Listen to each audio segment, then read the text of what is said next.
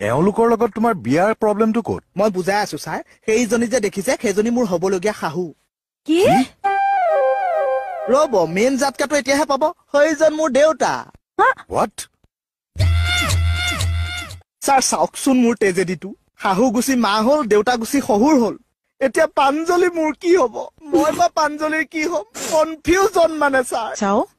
আমাৰ হেৰাই যোৱা প্ৰেমে প্ৰাণ পাইছে আমি দুয়ো সংহাৰ কৰিবলৈ আগবাঢ়িছো তুমি ভালহে পাব লাগে শুনিছে ছাৰ মই বোলে ভাল পাব লাগে মোৰ দেউতাই মোৰ শাহুক বিয়া পাতিবলৈ ওলাইছে মই আকৌ ভাল পাব লাগে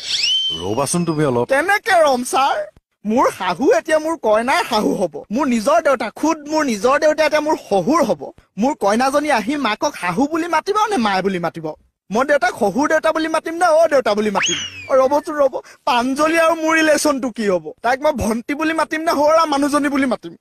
কনফিউজনত আছো ছাৰ মিলাওক কিবা